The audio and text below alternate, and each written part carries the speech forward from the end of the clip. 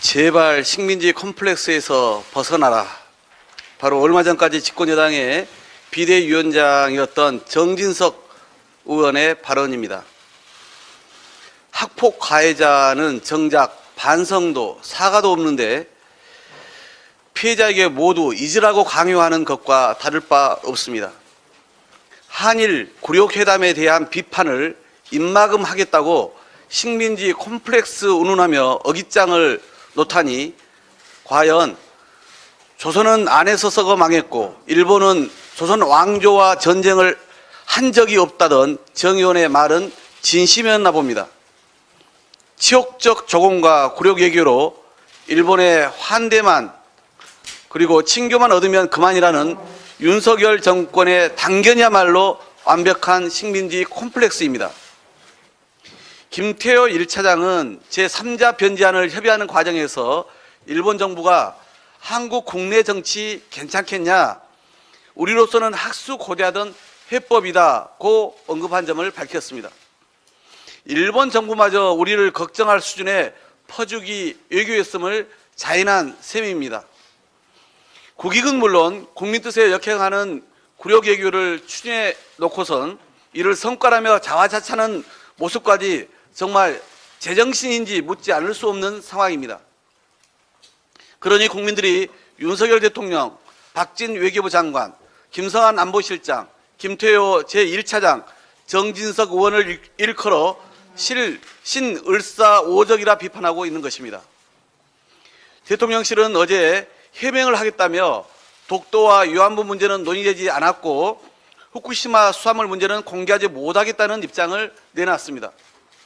대체 국민에게 무엇을 감추려는 것인지 매번 답변할 때마다 내용이 달라집니다.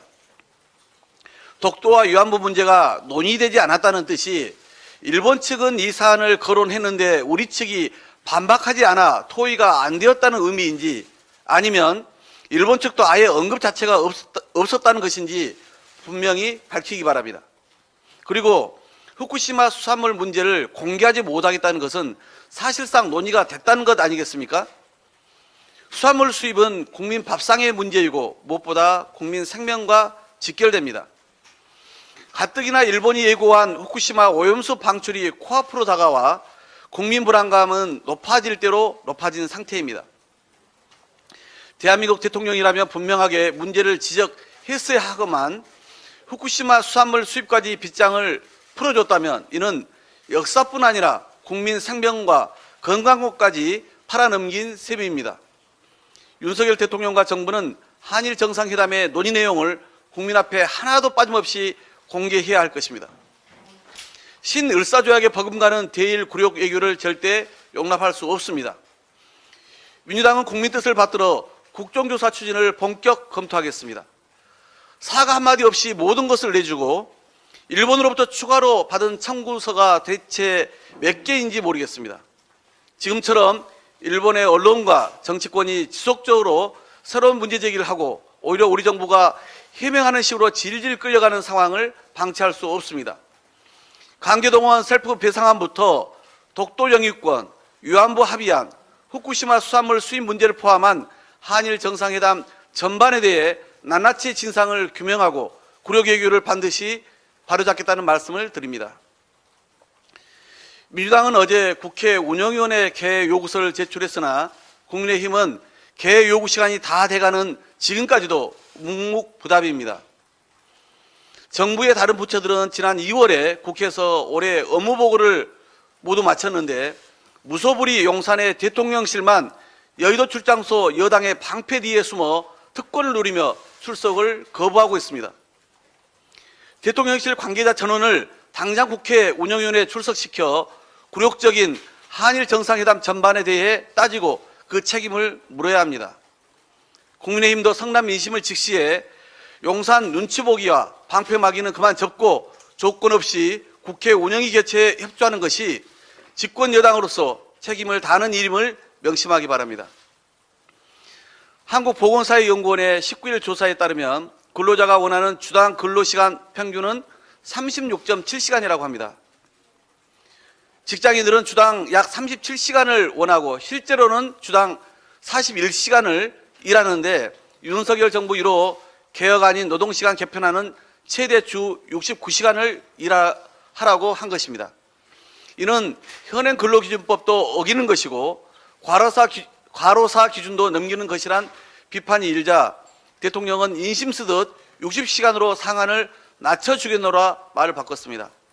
직장인 10명 중 8명은 법정 휴가조차 쓰지 못하는 것이 지금의 현실입니다.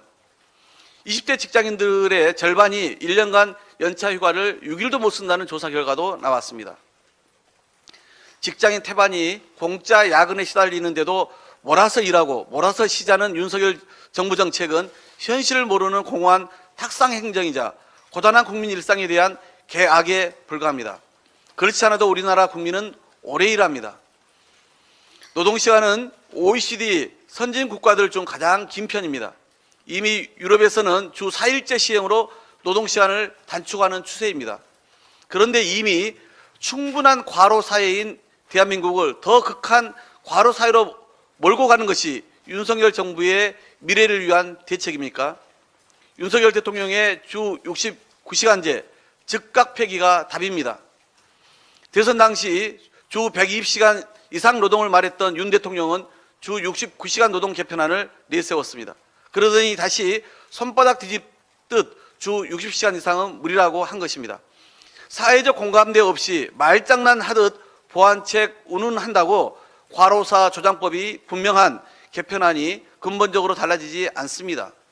대상의 국민 반발과 혼란을 초래하지 말길 바랍니다. 윤석열 정부가 이태원 참사 희생자와 피해자 입출금 내역 등 계좌를 조사한 것으로 보도됐습니다.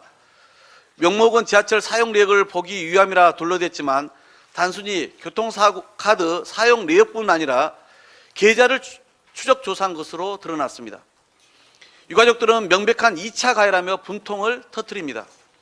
검찰은 이전에 경찰이 교통카드 사용 명목 수사 당시에는 영장을 반려해 놓고선 이번에는 영장을 청구하며 조사 대상도 늘렸다고 합니다.